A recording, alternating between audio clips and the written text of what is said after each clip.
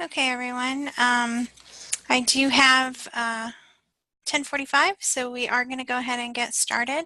I just started the recorder, so we are recording today's session as we are all of the presentations at the Sakai Virtual Conference.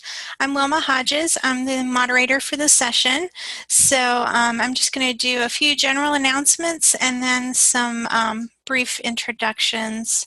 And let me actually see if my video camera will cooperate this time. There we go. Hi, everybody. You can see I have my Sakai Virtual Conference t-shirt on. I hope all of you got your swag. You may have gotten mugs. I know the mugs were popular this year as well. So hopefully you received all of your items, your lunch vouchers. And if you if you registered before the deadline and you didn't receive any of that information, please be sure to let me know. Again, just some general announcements. I want to thank all of our sponsors again this year. We had some very generous sponsors. That was EDF, Kaltura, LAMP Consortium, Learning Experiences, Longsight, and Turnitin. They all helped us pull this event together. So I'd like to do a shout out to our sponsors and thank them again. Also, just a brief announcement that one of the sessions is canceled this afternoon. I think it was Cucumber Gherkin something. It was Steve Swinsberg's session. He had a conflict and had to cancel at the last moment. So unfortunately, we won't be able to learn about that. But he says he will try to record it at a later date and put it on YouTube. So hopefully we'll get a chance to see that information later. So without any further ado, let me go ahead and introduce our panelists for today's keynote. And we have today with us for our Partners in Innovation keynote, we have our first panelist, which is John C. Blakley. He's the CEO of Unicon, and he was instrumental in establishing Unicon as a major supporter of open source initiatives. Unicon's been an Imperial commercial affiliate since the very beginning, and he's also been involved with a variety of learning technology products and projects over his career. We also have Dr. Charles Severance, or Dr. Chuck as he is affectionately known. I think he probably needs no introduction, but most of you know he's the chair of the PMC, and he also is a clinical professor at the School of Information at the University of Michigan. Then we also have with us, oh, I'm sorry, I forgot to advance my slide. That's Dr. Chuck. And so our third panelist is Josh Wilson. He's the Chief Operations Officer at Longsight. He leads our client relations and business operations and project management. He also does strategic planning, and he heads up a number of community groups, such as the marketing group and a few other Longsight clientele groups and things of that nature. So I don't want to take too much more time on intros. I will introduce one more person, which is Terry Golightly. She is going to be our facilitator. She'll be facilitating the question and answer portion of the panel. And we do have some questions we prepared in advance, but then we hope to also open it up for some questions from the audience. So if you have any questions for our speakers, please be sure to type those into the chat, and we will try to answer as many of those as we can throughout the course of the session. So I'm going to stop my screen share at this point so that we can turn it over to the speakers. Go ahead, Gary. I'm trying to unmute my video, but it doesn't want to. It covers over. It's an accessibility issue. I can't. Okay, I wanted to thank you all for being here, and thanks to the panel. And I would like for the panel members to just kind of talk about your organization in a way that tells us how your organization contributes to the overall success and flavor of Sakai. Josh, would you like to start? Sure, I'm glad to get started. Hi all, Josh Wilson. So this is really interesting for me. I'm still relatively new to the community and relatively new to Longsight. It's been about a year and a half. So I still get to look at everything with fresh eyes in some ways, which has been a lot of fun. So Longsight has been around for much longer than I have. Longsight has been around for about 15 years. Longsight primarily provides hosting of Sakai. So we do hosting of Sakai, we do support, we do some development, but the real centerpiece of our business model is Sakai hosting and support.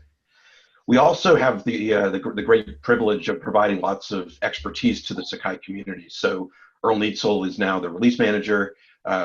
Wilma, who needs no introduction, is the coordinator and doer of all good things in the Sakai community. It's amazing to me how much Wilma does.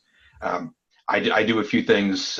Sam pitches in, so it's been neat to be able to work with clients both in terms of being a service provider and in terms of being a driver and participant and energetic contributor to the Sakai community. And I should also note that a decent number of the code commits for Sakai originate from Longsight developers these days. Good. How about Blake? What are some special qualities and contributions from Unicon that we should know about? So we've been involved, as Wilma mentioned, since the very beginning. We provide principally consulting services and support around not just Sakai, but a variety of other Apereo assets. And a lot of really our support model is really predicated on when the support team is not working, particularly on a problem for a client, that support team is then working on the platform. So that kind of helps with sustainability in maintaining the platform. In addition to being involved in loads of open source projects, again, principally with Apereo, we are also heavily involved in things like OER, open standards, particularly with IMS, and really at our company, kind of open is our philosophy. So the work that we do for clients, we strongly encourage those clients to contribute that work back into the community. Dr. Chuck? Yeah, so I certainly started this Sakai years. So yeah. I certainly started this on the sort of hyper hippie side of the world, from a university that had a bunch of money, was going to change the world and make the world a better place by giving things away. And then the next thing that happened was we sort of ended up with everyone wanted to pretend that they were Red Hat. And interestingly, we've seen as Red Hat got swallowed by IBM that maybe that wasn't such a good idea. And in many ways, the past 12 years have taught us that the Red Hat model of to make open source better through the Red Hat model, literally if Linux had depended more on Red Hat, things would be really scary right now. Not that IBM is a bad company, but and if you look, for example, at the past decade of Moodle's commercial involvement, Martin Dougiamas had a commercial model. Someone's typing, and so we make sure if you're typing, you're muted. So Martin Dougiamas had a commercial model that was great until Blackboard bought up all of the people who had contracts with them, and then you saw that Blackboard and Moodle sort of parted ways in the last 6 months. And so for me, I look at this as, and on this panel, I'm going to look at this as sort of what was kind of our sort of childlike view of what the involvement of commercial affiliates have been over the past decade and where it goes forward. And for me, one of the things that I'm honestly trying to do with the Sugi project is trying to get the commercial affiliate model right, informed by the last decade of almost right. Now, we are lucky with Longsight and Unicon in that both Longsight and Unicon came into our community with a culture that was already aligned with our culture as the open source community. And the places where our commercial affiliates and Moodle's commercial affiliates and Linux's commercial affiliates fall down is when the cultures don't align. And so that's what I'm trying to do. The Tsugi project and learning experiences is as much an experiment in the model of the relationship between commercial enterprises and open source software. Okay, it's probably worthwhile to mention here that EDF is also a commercial affiliate that really contributes in valuable ways to the whole overall experience. What do you think is most important for the Sakai community to do, not just to survive, but to thrive and prosper?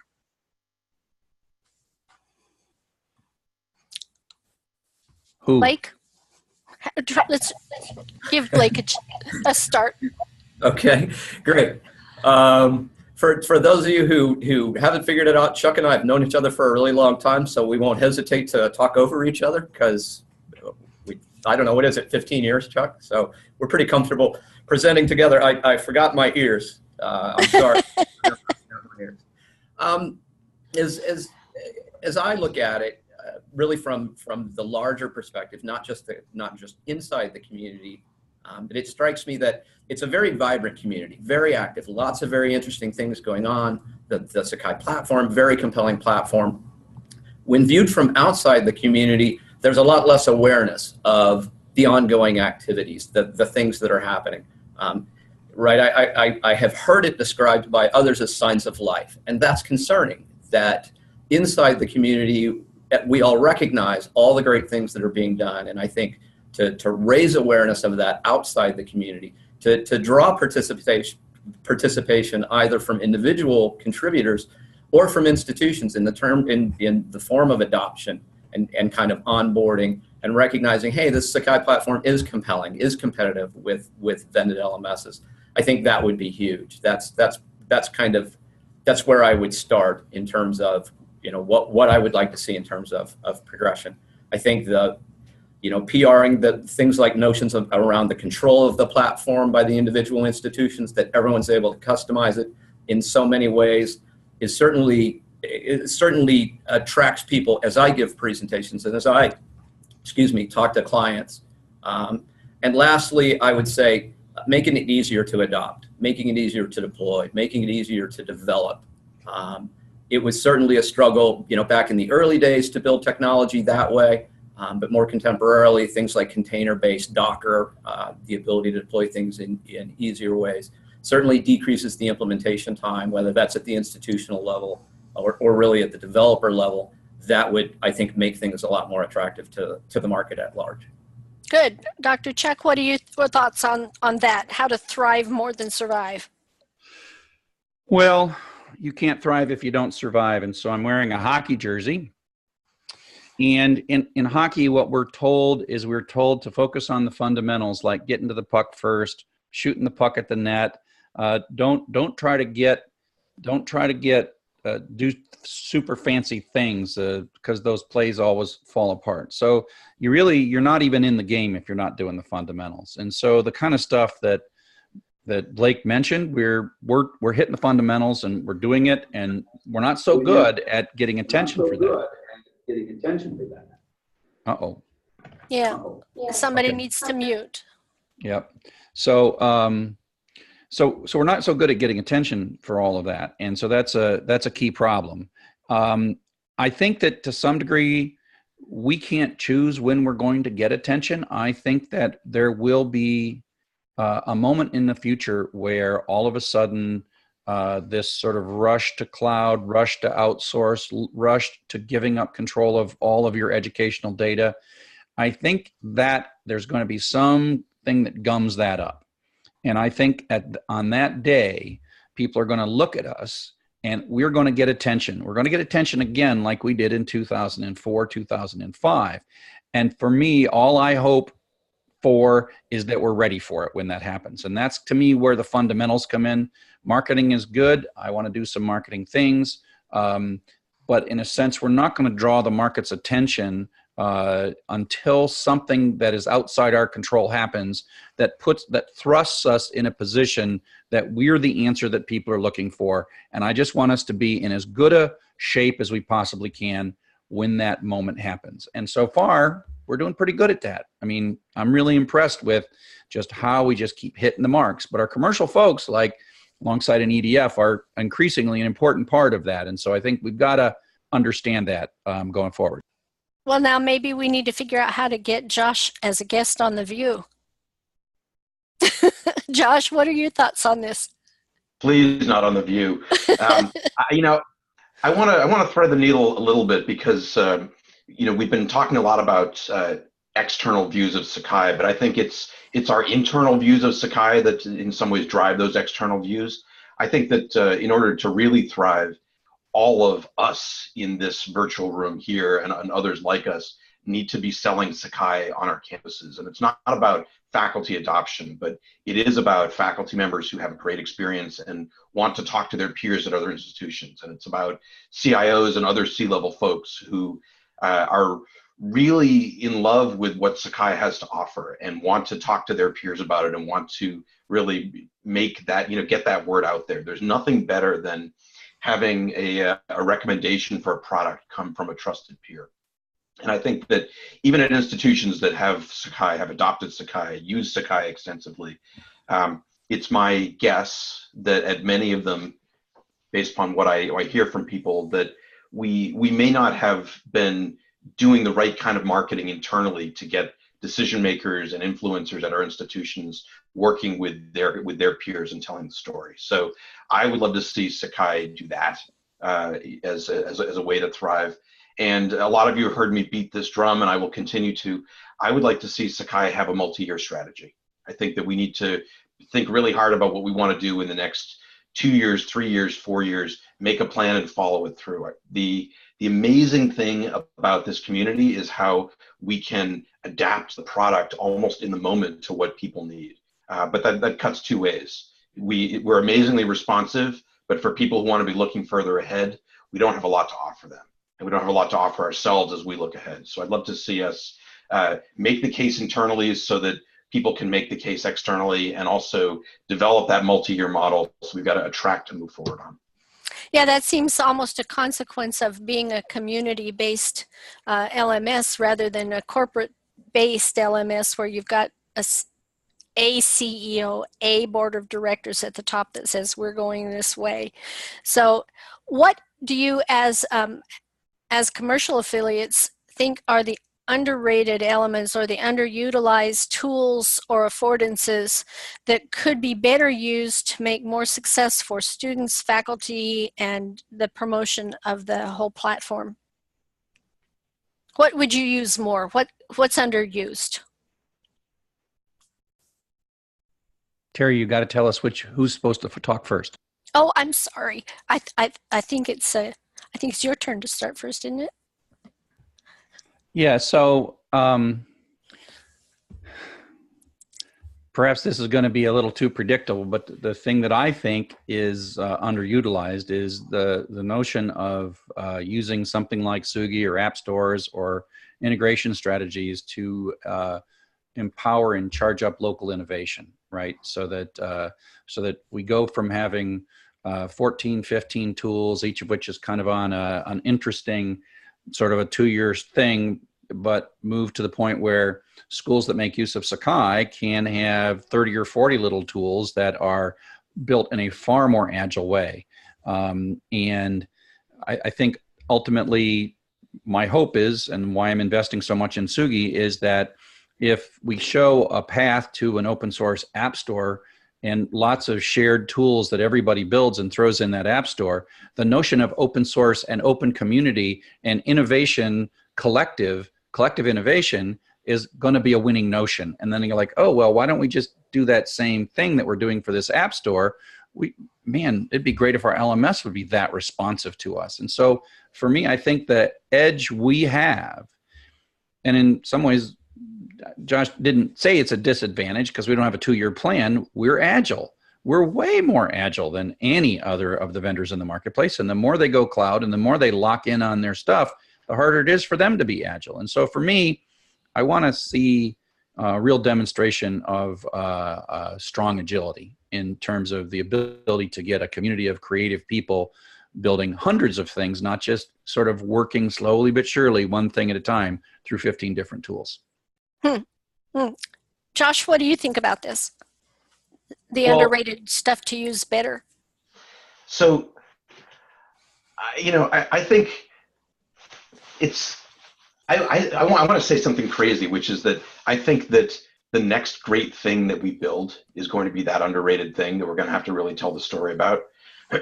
So whatever it is that is our next innovation is going to be really important. And that's, in some ways I'm sidestepping the question, because I think that one of the, Sakai has this really rich feature set, and a lot of people use a lot of different things. It's, as I work with institutions and we try to develop to address edge cases for better or for worse, adding more complexity, I think that many other institutions may find those other edge cases useful and could make better use of them. The truth is, though, that I really want to return to the notion of agility, because I think that it's the existence of a flexible plan that allows us to be agile within that framework. It defines the areas in which we want to be agile and allows us to work in that way rather than always needing to reinvent all the stories. So, I think that if anything, we're able to set up a plan for ourselves as a community, and we're able to be agile. And I would say that, we don't leverage both of those capabilities enough to drive us forward. Blake, do you see things that you'd like to see incorporated in the future? Sure, and those are two really good answers from Chuck and Josh both. I think that really continuing to focus on standards adoption. Certainly, we're very strong on the LTI side. I think really bolstering the caliper of the XAPI integration to support data analytics. I think looking at, there's some dovetailing of what Chuck talked about in being able to build very small, very lightweight, very quick tools. That's kind of predicated on it's very easy to develop in Sakai, and that's something that I think we really need to drive to. How do we make it easy, Chuck? And I know that you've done some fantastic work there. Can we do things like leverage other Apereo assets? So Apereo has some learning analytics technologies. Apereo has a learning content management system. Bringing those to bear to really increase the breadth of the overall Sakai solution with technologies that are already open sourced, already in the Apereo portfolio, that also help solve institutional problems that are maybe outside the typical core focus of a learning management system. And that, I think, it fits well, kind of, Chuck, with your vision of having a broader tool set available. So I think that's kind of a good future direction. Well, in talking about some of our agility and the flexible structure, Martin Ramsey came up with a question for you. He said, I had a conversation with a dean in Dallas who wanted to know about Sakai's pedagogy compared to Moodle. I was able to talk about Sakai's flexible structure when it comes to pedagogy as opposed to Moodle's single pedagogical approach. I'd like to get a comment from each of you on his conversation with this dean in Dallas about comparing the pedagogy in Sakai with Moodle. Josh. Wow, Martin, thanks a lot. I'll be getting back at you later for that one. It's funny. I mean, I came from it's all right, really. When you least expect it.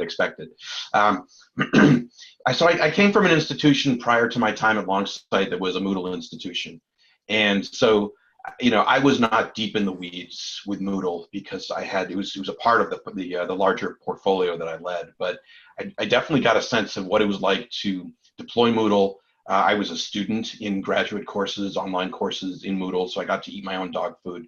And the thing that I kept hearing from people, now granted, I mean, so this is, I've been with Longsight a year and a half. I've been gone from that institution for almost 2 years. So, so you take this with the grain of salt that it deserves. But the flexibility of Sakai, what Sakai, all the various things that Sakai can do, it provides this broader canvas than what Moodle can provide. So in terms of the kinds of pedagogical choices that faculty can make, sure, Moodle provides, lots of choices, but it really seems to me that Sakai provides far more choices. And in some ways that makes it harder for us to explain what those choices are and to make good selections at our institutions for which of those choices we elect to surface. But I came to Sakai being very impressed by the breadth of affordances that it offers compared to what I was used to seeing as an academic technology leader and as a student in that environment. Sakai is so far from Moodle's scroll a little more interface that it's almost like night and day. Okay, Blake, Sakai versus Moodle pedagogy. Sure, I've certainly had that conversation a bazillion times, and it's difficult. Sakai has a very kind of open pedagogical approach. Take the tool set that is available and teach with the best practices that the individual faculty members want, largely. And that's the difficulty of very flexible is a lot of times we wanted it to be easy. We wanted it to prescribe a path, and that's Sakai can certainly be made to do that at the institutional level if that's the goal. But a lot of times you get the pushback from the faculty of, I don't want to teach in that particular style. I don't want to follow that particular pedagogy that's maybe prescribed by a platform like a Moodle. And it's not to say that that particular pedagogical model, the constructivist approach, is a very compelling approach. But a lot of times, as institutions start to work with stakeholders in an LMS deployment, there's a lot of pushback that turns out to be very, very problematic in terms of the rollout of the learning management system because of different pedagogical approaches, maybe at a school level or a college level or oftentimes even at the individual faculty level. So I think that Sakai's flexible enough to solve the problems at a much more granular level is really a much more compelling approach, kind of value proposition. Dr. Chuck, Sakai versus Moodle pedagogy. So the first thing I'm going to say is that not everybody wants flexible pedagogy from their enterprise learning management system. A lot of people want to slam pedagogy down the throats of their faculty in the name of, I don't understand what you're trying to do. I don't want to give you tech support. I don't want to explain a slightly more complex tool. I don't want to even give you a choice between two tools. Here's the pedagogy we use here at University of blah, blah, blah. We run at scale. Shut up. Use the thing we got, right? And so, and I'm not being facetious here. The students say, hey, give me just a table of contents. Tell me what to do next. I don't really want to learn in this system. I just need to know where my 3 links this week are. And I think that we didn't like that. We didn't build that. We had a thing called modules that was built by Etudes, and it didn't really resonate with people, and we built lessons. And so now I want to flip and not be so critical about flexible pedagogy. I'm going to talk about what I taught, why I think we have such flexible pedagogy. The first is lessons, right? Lessons was built by a person who really came at it very much from a faculty perspective and just kind of started hacking things together. Like, as a faculty member, like, and the next thing you know, it's like, whoa, this is the weirdest thing in the world, but it works. And it meets faculty needs because the person came from a perspective of faculty. And there's really no other billion-dollar corporation that can let faculty near the code base in the way that we can. And so that's how we get to flexibility, the flexible pedagogy. But the other thing that I think that I'm not sure it's really a winning strategy, but it was a winning strategy before, and that is that Sakai is not a learning management system. Sakai is a collaboration system into which we have layered learning management software, right? So Sakai really wanted to be Lotus Domino when it was born in 2001. It was really trying to be a collaboration system. And literally for the first couple of years, we didn't even have a grade book. Like, what? You need a grade book? Yeah, of course, learning management systems have a grade book. And then the answer is like, what's a learning management system? This is a collaboration system. So like the project sites and all those other things, I just don't know how to, I think it's our advantage. I think it's beautiful that we have layered learning on top of collaboration, but I just don't think we found a way to explain it the way we could in 2004. Because now there's Google Sites and Google Groups and Google Drive and yada, yada, yada, yada, yada. And so I still think it's an advantage. It's part of our architecture, but I'm not sure how we turn it to an advantage. And I think, not to kind of build on that, I think that those are great, that these are great opportunities for case studies published by adopting institutions of how did they use Sakai in particular pedagogical approaches, right? How did they organize the tools? How did they go about their mission, and how did they actually set up Sakai? And sharing that knowledge kind of openly, that although it is an open platform, it is very collaborative. Chuck's exactly right. But it does solve this particular problem really well. Those are great opportunities for case studies by institutions. And that would be hugely valuable to help an institution that was looking to adopt Sakai to see how others have solved that problem in the past. I want to have a follow-up. Martin has a follow-up to his question about the pedagogy and Moodle conversation. He said, by the way, the dean I talked to was impressed and later brought his president over to talk to me about pedagogical architecture, and the president was impressed too. Sakai is not a learning management system, it is a collaboration system, and he's quoting what Chuck just said, that in which we have placed a learning management system. So that's a good PR line to bring forward into conversation with a lot of the higher level academic, and which makes me remember my understanding. I haven't worked a lot with Moodle, but my understanding is it was originally intended for primary and secondary education and not higher education, and that trying to conform it into some higher education paradigm doesn't really quite fit so well with a lot of the constructivist ideas. I wanted to kind of move to a big picture question, and just say you could wipe it all clean and you've got a clean slate, and knowing what you know now in the last 10 or 12 years of development and intimate working in Sakai, what would you do differently to go forward in a better place? What would be different, knowing what you know now, but you could start all over? Where would you go? Blake. Sure, it's a fabulous question. Kind of, it's a tough question to answer. I think I would, if and having been involved in Sakai really for a long time, not so much the last few years, but for a long time, I would have brought early on a lot more faculty members directly into the conversations about features and functions, kind of in that product management role.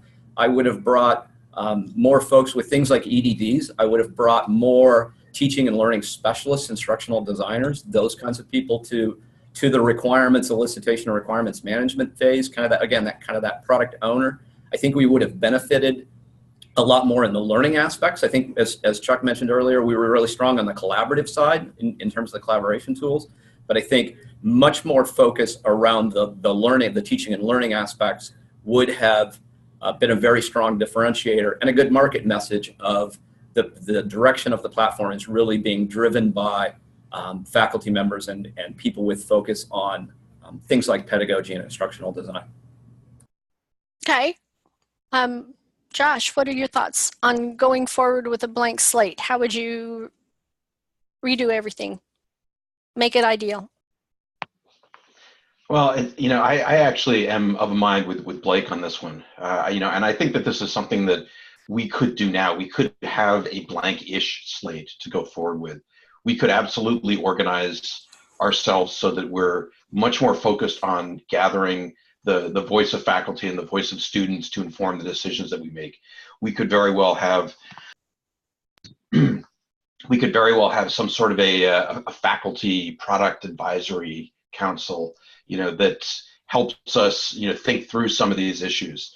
As one who led faculty advisory committees in my prior life at my prior institutions, they were fascinating things. And, sometimes faculty could think outside the box and sometimes faculty couldn't, but the notion of continually focusing on where those needs are would be a huge thing, so I think that we can have that blank slate now, and we can push ourselves forward in that way and make this a product for faculty, for students, not a product essentially for our interpretation of what those folks need, which is kind of where we're at now.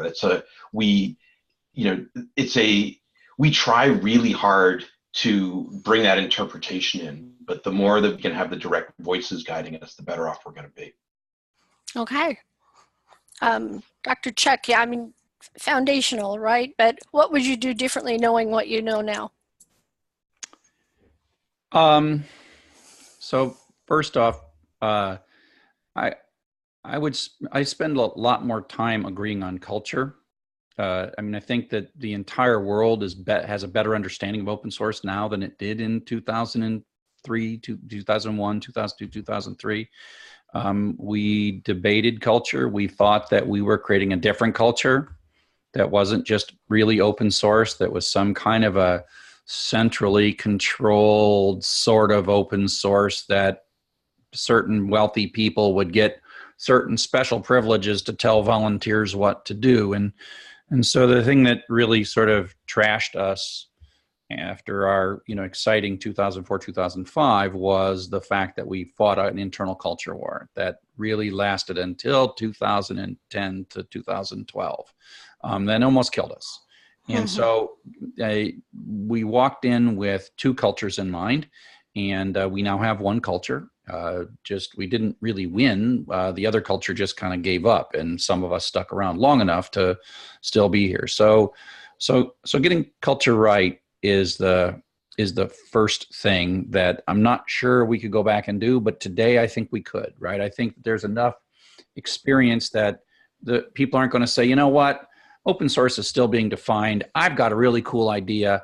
I'm going to do open source plus 14 little things that I'm going to change because I'm smarter than everybody else on the planet, and that who's done this for years and years and years. And model successful projects. And I think Apache keeps showing us and has shown the right model. And the thing that, so first, other than getting culture right, the next thing that I would do differently, and I'm trying to do in Sugi, is our approach towards commercial affiliates.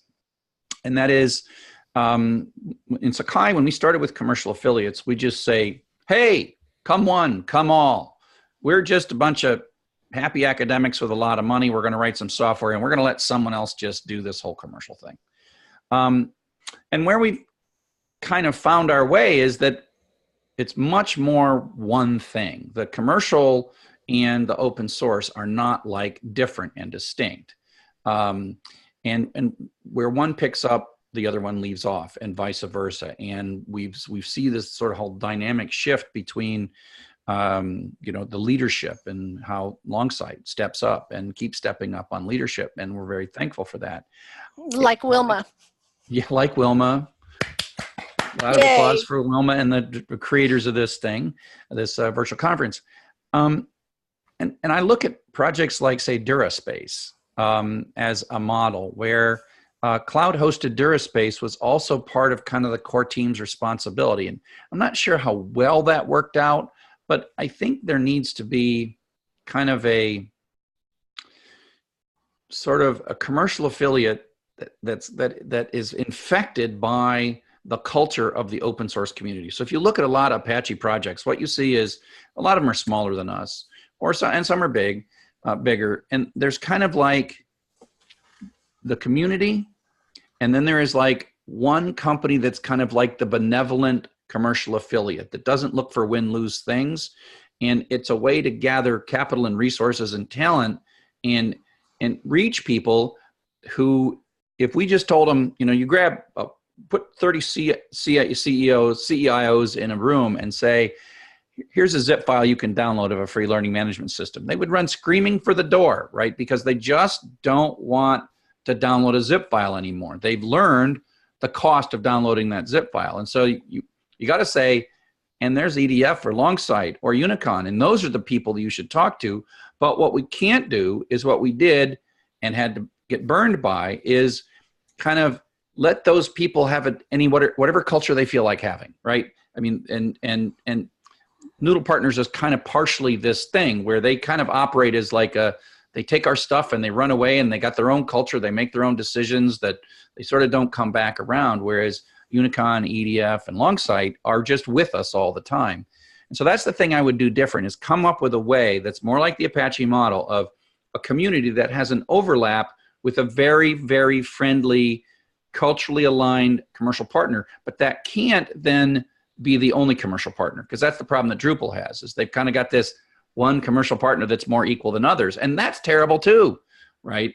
And so it's a tough thing, but for me, that's the one thing that's new and different. And so if you look at Martin Duguiamas's current structure, after the sort of the end of the Blackboard takeover of Moodle's commercial arms, he's got Moodle.com, and he's trying to be his own cloud-hosted provider of Moodle. We should somehow collectively have a cloud-hosted Sakai that we work on the code and we put it out, and there should be SakaiCloud.com that's kind of like the community, and the money that comes to that is kind of managed by the community. And so that to me is the key thing I would do differently, and that is not necessarily so there should be only one commercial affiliate, because I think that's as bad as any, that's worse than all the other ones, but to say there is kind of one sort of beloved, not necessarily super successful, but one commercial entity that then can support the community going forward, and has and the culture sort of is infected throughout both the commercial entities and the open source. Interesting idea. Marilyn, font issue. Marilyn has said she would like to see better collaboration tools and making it easier to work on the same document. We've talked some about the universal idea of collaboration, but specifically course level, program level, institutional level, what are some ways coming up that we can work better on collaboration? Josh, what do you see? So this may be a little bit heretical, but I actually don't think that we should be adding more collaboration capabilities into Sakai. If we want more collaboration capabilities, we should be partnering with other folks that do it really, really well.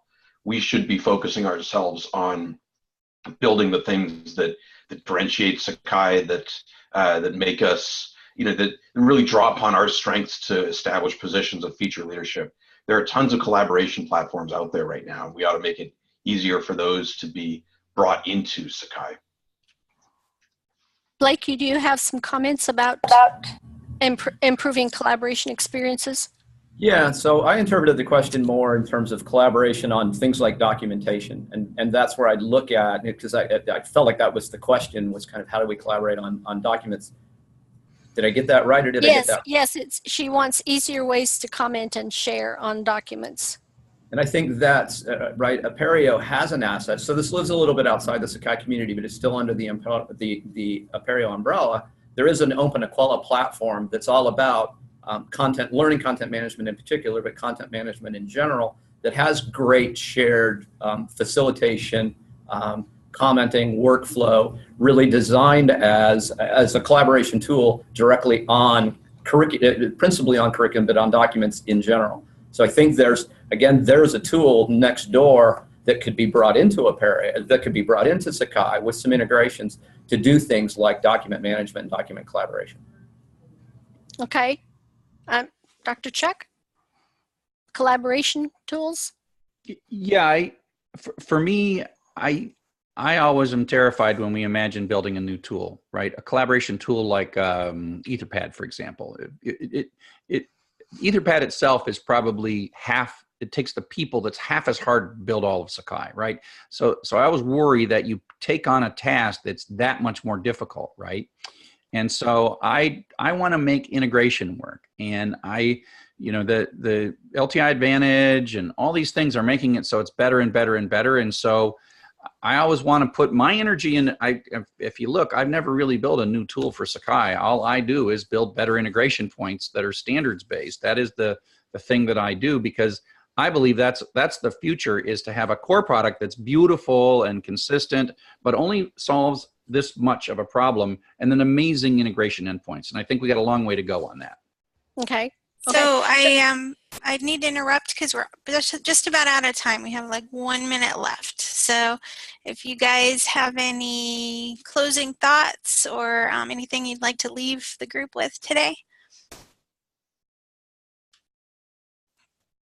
Blake, you want to go first? Sure. I first just want to thank everybody for listening to the three of us, and hopefully we shared some insight from a little bit different perspective than maybe the rest of you have.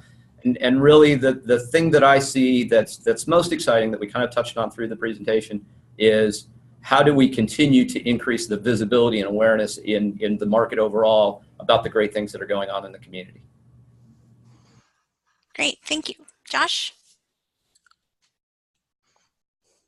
So I would second Blake's point, but I would also say that we need to believe that we're not the little engine that's coming from behind.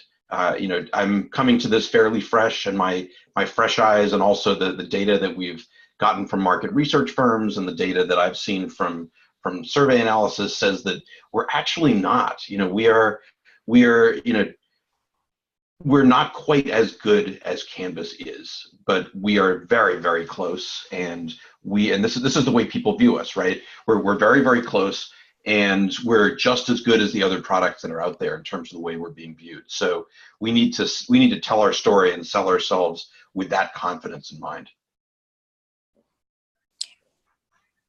So my closing thought is that there are billion-dollar companies that are in debt up to their ears with hundreds, if not thousands, of people working on them, trying to prop them up. And we are sort of a couple small companies, sort of some passionate, brilliant people. We operate from a position of joy, not a position of fear. We are happy with what we're doing. And people who are happy, whether they're software developers or designers or whatever, people who are happy are orders of magnitude at times more productive than people who are just sort of, damn it, I got to go to work today because I got to keep my health insurance up, right? And so the efficiencies, if you look at the amount of resources it takes to make exactly what Josh said, and that is a enterprise-grade learning management systems that, for all intents and purposes, is on par with billion-dollar corporations' versions of this exact same piece of software. We do it so amazingly efficiently because of joy. And I think that is an important message to take, that we are good. We're not terrible. We got room for improvement. We're the insiders, and we show all of our warts. Everybody has warts. Every enterprise software that ever lived, and we're super amazing. So just think about how effective we are with so little resources compared to commercial companies. I think that's a terrific closing thought. And as somebody typed in the chat, an ode to joy is a great way to close this panel. I wish I had the music. I could play it. That would have been great. But Da, da, da, da, da, da. I'd like to give a big thank you. Save it for the karaoke, people. Yeah, karaoke is coming. So thank you, Terry, for doing a great job facilitating. And thank you, Blake, Josh, and Chuck, for being very engaging, thoughtful, and thought-provoking panelists today. We have a big schedule lined up for you guys. The next thing on the schedule, there's another general session at in about, well, actually almost 5 minutes now because we ran slightly over. There's a yoga break. So if you want to get up and stretch a little bit, you know, join me for that. We're going to be actually watching a video because I am not a yoga instructor. But it's a chance to kind of get up and stretch, and it's very easy. You can do it at your desk, or if you're at home, you know, just clear a little space. So hopefully I will see you over there. And then right after the yoga break is our karaoke lunch break. So hopefully I will hear all of you chiming in on the karaoke in just a little while. So thanks again, everybody, and I will see you in a bit.